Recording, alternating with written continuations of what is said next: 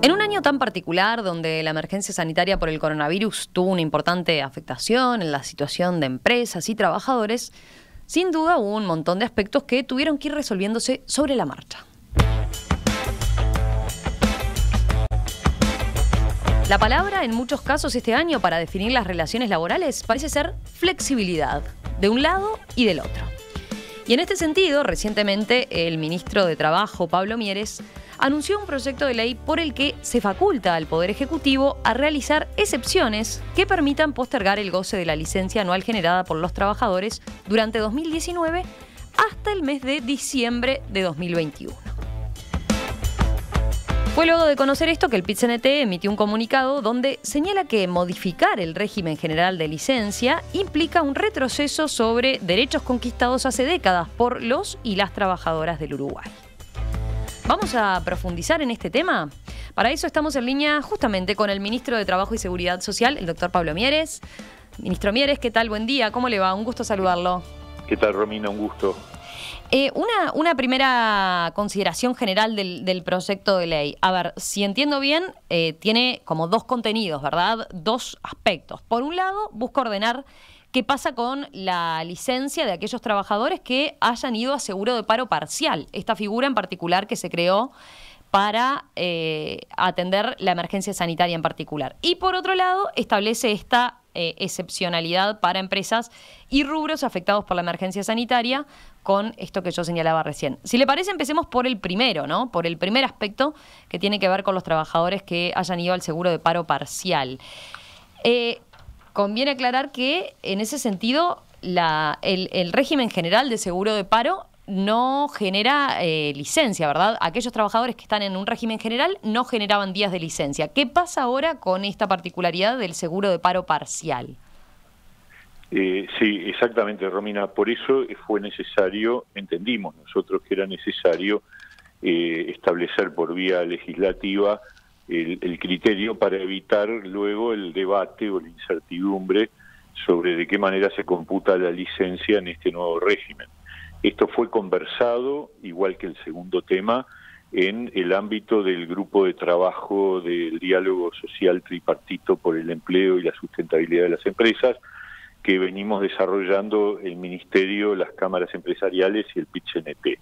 Entonces, la necesidad de establecer un criterio que despejara las dudas nos parecía fundamental, por eso que se decía, es decir, porque la norma general dice que cuando un trabajador está en seguro de paro no computa días de licencia. Y estando en seguro de paro parcial se podía dar la duda de si computaba o no computaba y de qué manera. Bueno, el proyecto de ley lo que dice es que en el caso de reducción por días computa licencia por los días que efectivamente trabaja, y en el caso de reducción por horas, como trabaja todos los días, computa por todos los días que esté trabajando. Si a la hora de determinar la licencia hay que establecer el monto de algún beneficio, obviamente ahí tiene el cómputo según los días el horario que haya trabajado. Pero en términos generales el criterio es se computa licencia por los días que efectivamente se trabajó, con independencia de las horas que haya trabajado.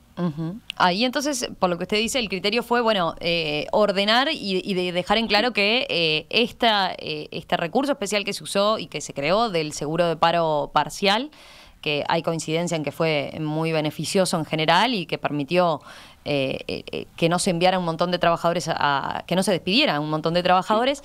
Bueno, acá se pasa en limpio entonces y se dice, ojo, no es que no se genere licencia, se genera, y entonces de acuerdo a cada una de las situaciones por las que se podía establecer el seguro de paro parcial, ya sea menos días en el mes o reducción de la jornada, bueno, en función de eso se hace, digamos, como un prorrateo, ¿no?, de lo trabajado.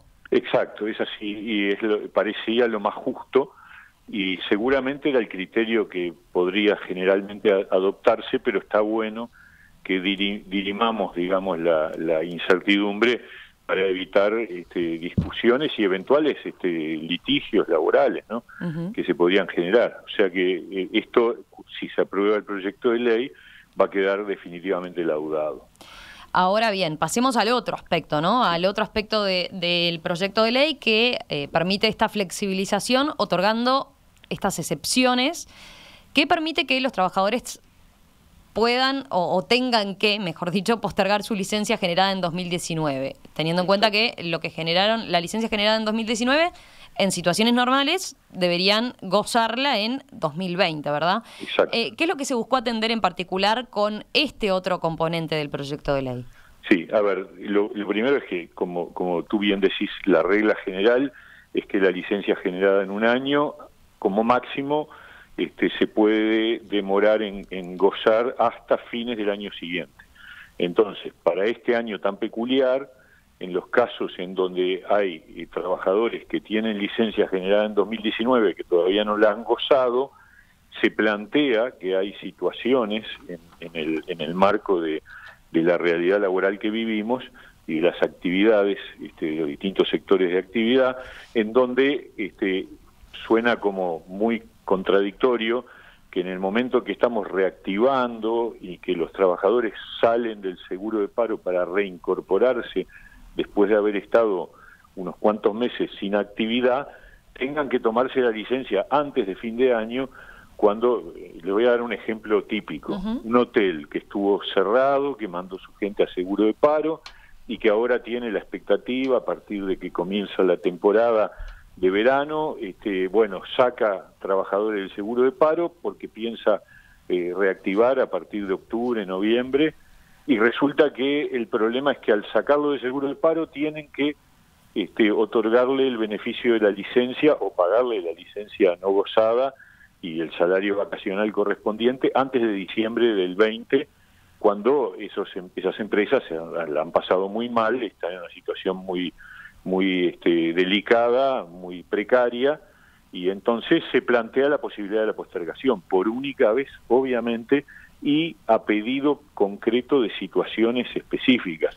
Bueno, no ahí está, capaz que que conviene puntualizar eso, ¿no? El ejemplo que usted pone es muy claro, ¿no? Claro. Pero necesariamente tiene que ser un sector o una empresa que haya enviado trabajadores al seguro de paro y que no se dé este planteo que usted está haciendo, este tipo de situaciones que usted está describiendo. El proyecto de ley lo que hace es establecer la facultad al Poder Ejecutivo para autorizar la postergación. Por lo tanto, eso implica que la empresa o el sector de actividad plantee la situación ante el Ministerio de Trabajo. El Ministerio de Trabajo convoca a las partes y busca un acuerdo, y si no hubiera acuerdo, define, o sea, lauda. Pero la idea es que no es una regla general. La regla general sigue siendo que la licencia generada en 2019 se debe gozar a más tardar a fines del 20, pero atiende la situación de dificultad por la que atraviesan distintas actividades y por lo tanto otorga esa facultad al Poder Ejecutivo de postergar, de autorizar la postergación del goce de la licencia. Con lo cual, esos trabajadores en el 2021 van a tener derecho a gozar la licencia generada en 2019 más la generada en 2020. Claro. O sea que en el año 21 tendrán derecho a las dos licencias, a la licencia del 19 y a la del 20. ¿Gastón? Ministro, ¿qué tal? Gastón González lo saluda. ¿Qué tal? Entonces, la definición de poder aplazar la licencia, ¿la toma necesariamente la empresa? O sea, la empresa que le plantea al Poder Ejecutivo, o el trabajador también puede plantear, bueno, yo me quiero tomar mi licencia el año que viene porque tenía un viaje que no pude hacer, por ejemplo. Puede venir de parte del trabajador y es el mismo criterio, es decir, solicitó al Ministerio de Trabajo, el Ministerio de Trabajo convoca a las partes, se busca obviamente que sea de consenso. Si no hubiera consenso, nosotros tendremos que tomar la definición y obviamente vamos a buscar la manera de facilitar de la mejor manera posible que no haya... Pues es interesante esto que está comentando, de que no solo es entonces a iniciativa el planteo no solo tiene que venir a iniciativa de la empresa, sino también que el trabajador, atendiendo lo que es las particularidades que tuvo este año como tal, ¿no? Hay muchos trabajadores que seguramente digan, no me quiero tomar licencia ahora porque tengo familia y claro, y los niños están ahora retomando la escuela con más horas, no voy a tomarme el descanso en este momento, ¿no? Exacto. O sea, esa posibilidad también se contempla. Es verdad. Ahora, en general, el planteo ha venido del sector empresarial, porque lo que significa el goce de la licencia implica costos extra, ¿no? ¿Verdad? Es decir, la persona, primero porque de repente puede establecer el pago de la licencia no gozada más el salario vacacional. O sea que ahí tendríamos costos extra de dos tipos, y obviamente estamos hablando de sectores que la han pasado mal, que tienen todavía una situación de dificultad, que están como reenganchando, y uno tiene que darle cierto alivio para que y para preservar los puestos de trabajo, porque ahí uno puede llegar a una situación en donde en definitiva una mantención de la rigidez de esta norma en este caso puede llevar a un empleador a decir, bueno, en ese caso entonces o los mantengo en seguro de paro y no los reincorporo, o opto por el despido, por ejemplo, ¿no? O sea que serían situaciones no queridas, no deseables, ¿no? Ministro, y si el trabajador, pues lo que está planteando es como el costo del salario vacacional, ¿no? De la licencia no gozada, si el trabajador plantea, yo me quiero ir de licencia ahora, pero de última no la cobro el año que viene, o sea, esa excepción se puede plantear. Esos acuerdos de parte pueden ocurrir sin necesidad de intervención del Ministerio. Lo que estamos haciendo es dando la posibilidad de una flexibilidad jurídica con la potestad de decisión del Poder Ejecutivo.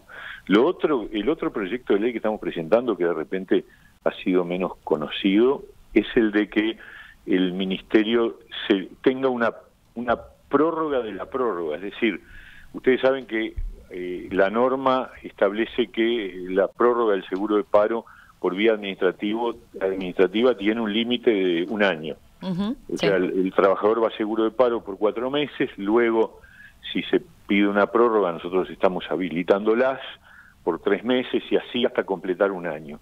Lo que estamos viendo es que de repente puede ocurrir, ojalá que no, pero puede ocurrir que para marzo del año que viene, cuando se vencen un montón de casos de años de seguro de cumplido el año de seguro de paro, tengamos un embudo también con el tema de necesidad de aprobar leyes específicas para situaciones. Entonces, lo que estamos haciendo es otorgando por única vez una facultad de continuar con la prórroga por vía administrativa por parte del Ministerio de Trabajo. Y eso también es otro proyecto de ley que estamos presentando al Parlamento. Bien, bien. Después entonces vamos a volver sobre eso. Seguramente, claro, va a ser tema cuando se esté cumpliendo un año, ¿no? Pero se están de alguna manera adelantando a ese panorama que seguramente se reitere, ¿no? En muchas empresas. Ministro, le pregunto igual sobre el proyecto de ley que ha dado tanto que hablar por el régimen de licencias. Usted señalaba, bueno, el proyecto fue presentado en un ámbito de discusión y de negociación. Sin embargo, el miércoles pasado, el miércoles 7 de octubre, el PIT-CNT, el secretariado del PIT-CNT, emitió un comunicado bastante crítico con respecto a el proyecto de ley, ¿no? Dice, los nuevos criterios para computar los jornales que generan derecho a la licencia flexibilizan y desregulan en el derecho a la licencia de los trabajadores, violentan la normativa internacional establecida en el convenio 132 de la OIT y concentran discrecionalmente en el Poder Ejecutivo quién podrá resolver de forma arbitraria, dice. Ese es uno de los aspectos que plantea. Sobre ese punto, ¿qué responde usted? Eso creo que se equivocan porque no están tomando en consideración, bueno, lo hablamos el viernes pasado, o sea, esta declaración fue nosotros presentamos el proyecto de ley el martes, esta declaración fue el miércoles, el viernes tuvimos el diálogo social tripartito, en donde explicamos el alcance de la norma, había alguna confusión sobre cómo se computaba en el caso del seguro de paro parcial por reducción de horas. Hubo una primera versión en donde se tomaba otro criterio, obviamente para el PIT-CNT el criterio que terminamos presentando en el proyecto de ley les parece correcto, y sí hay una diferencia sobre el tema de la postergación de la licencia para el año próximo, pero también le dejamos claro que la voluntad del Poder Ejecutivo es convocar a las partes. Si alguna empresa o algún sector de actividad plantea la postergación, convocar a las partes para que efectivamente haya allí una definición. ¿Cuál era la confusión? Se aclaró, sí, el cómputo de las 8 horas, es decir, una forma posible de resolver el tema de reducción de horas para hacerlo equivalente al caso de reducción por días, era sumar la cantidad de horas trabajadas, dividirlas entre 8 y de ese modo calcular los días trabajados. Pero el criterio razonable que terminó primando es: ese trabajador va todos los días a trabajar, por lo tanto, independientemente de cuántas horas trabaja, ha generado licencia por todos los días que trabajó. ¿Está bien? Bien, entonces... Esa fue la discusión, esa fue la preocupación que generó en el PIT-CNT, pensar que el criterio que habíamos tomado era dividir entre 8 y calcular los jornales en función de 8 horas. Claro, pero entonces termina siendo, o sea, ahí está, se aclaró y termina siendo más beneficioso para el trabajador, entonces. Exactamente, y bien. Eso fue reconocido por el PIT-CNT. De todas maneras, bueno, la diferencia que tienen es por la postergación para el 2021, que a mí me parece que realmente estamos en un año absolutamente excepcional, sí, y tiene mucha lógica tener esta facultad, ¿no? En el comunicado ellos señalaban eso, ¿no? Dice, entendemos que es atendible la necesidad de buscar mecanismos especiales para regular las situaciones generadas por la emergencia sanitaria, pero los mismos no deben realizarse al margen de la negociación tripartita y en ningún caso debería utilizarse la pandemia como excusa para establecer recortes en los derechos laborales. Ahí está uno de los aspectos, ¿no? Ellos, más allá de esto que usted señala de que se conversó ahora con ellos entienden que esto debe ser parte de la negociación tripartita y que debe plantearse en ese seno de discusión cada uno de estos planteos de postergación de licencia, ¿no? ¿Por qué no optaron por ese ámbito y sí por darle la potestad y la facultad al Ministerio de Trabajo?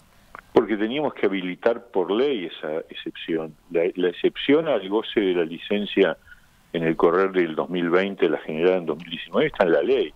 Entonces la ley está por encima de cualquier otra definición, por lo tanto, si no facultamos la posibilidad de postergación, eso quedaba rigidizado, y como diciembre está a la vuelta de la esquina, y el Parlamento entra en receso el 15 de diciembre, teníamos que generar este proyecto de ley de manera bastante urgente, ¿no? Bien. Ministro, usted había mencionado también que en el Ministerio habían recibido algunas denuncias por irregularidades con el seguro de paro parcial. Le recuerdo una entrevista de hace un par de meses, si no me equivoco, y con ese tema en qué quedó, porque también aparece en este sentido, ¿no? O sea, un trabajador que quizás sufrió una irregularidad de ese tipo y que ahora quizás tenga menos licencia, ¿no? O le obliguen a posponerla para el año que viene. ¿En qué quedó ese tema de las irregularidades? ¿Aumentaron o lo pudieron fiscalizar mejor? Hay algunos casos más que han aparecido. Esto está dentro del radar de la inspección de trabajo, es decir, cuando la inspección sale a inspeccionar empresas, toma en cuenta este tema para tratar de determinar si ha habido violaciones o no. Y hay algunos casos más que se están tramitando por la vía correspondiente, es decir, se constata la irregularidad, se inicia el proceso correspondiente, se da cuenta al BPS, que es también el organismo que sufre el fraude, porque nosotros estamos pagando, el Estado está pagando un seguro de paro, y resulta que se está burlando o sea, lo que está haciendo de alguna manera el empleador que comete esta infracción, este fraude, es cargándole al BPS el pago directo de horas que trabaja el trabajador y que no debía trabajar porque estaba en seguro de paro. Claro, la irregularidad en esos casos es el trabajador sigue haciendo 8 horas, pero el BPS le paga el 25%. Exacto, ese es el costo. ¿Y tiene cifras de cuántas efectivamente se detectaron? ¿Cuántos casos de este tipo? Les digo así de memoria, alrededor de 40 empresas aproximadamente. Y en esos casos que se detectó la irregularidad... se hace todo el procedimiento de sanción por parte del Ministerio y se da cuenta al BPS para que a su vez también proceda a la sanción correspondiente, ¿no? Claro, son multas. Sí, claro, sí. Y el trabajador que quizás estuvo un par de meses en seguro de paro parcial, en este caso de la licencia, ¿cómo se le va a computar? Bueno, en el caso en realidad computó licencia porque, como en general este tipo de irregularidades por horas, y como acabamos de decir, se computan todos los días trabajados, no hay afectación en materia de licencia, ¿no? O sea, va a generar los mismos días con el mismo salario vacacional.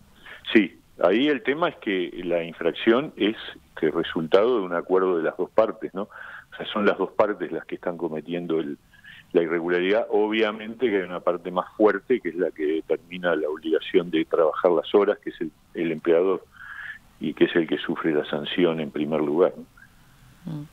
Ministro, para terminar, quería preguntarle, usted ya mencionaba otro proyecto de ley que están por presentar.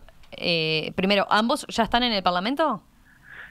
Si no están llegando, porque Bien. estaba un tema nada más de proceso formal, de firmas y eso, ¿no? ¿Hay algún otro aspecto que yo mencionaba en el arranque? Bueno, este ha sido el año de la flexibilización o de la flexibilidad, mejor dicho, en materia de relaciones laborales, ¿no? De un lado y del otro. ¿Hay algún otro aspecto que ustedes entiendan tienen que contemplar, ya sea desde el punto de vista normativo o de la realidad que están recibiendo de parte de empresas y trabajadores en esta situación? Bueno, por ahora no estamos manejando ninguna otra situación, pero esto es tan dinámico. Este tema de las licencias apareció hace un mes. Claro. Sí, pienso en el tema del teletrabajo, por ejemplo, ¿no? O de las situaciones de ese tipo, ¿no? De empresas que vuelven de determinada manera o trabajadores que piden determinadas excepciones producto de la situación también en la que están, incluso en el ámbito familiar, ¿no? Sí, en teletrabajo estamos esperando, y la verdad que nos importa mucho que se apruebe ese proyecto de ley presentado en el Senado. Por Carmen Sanguinetti.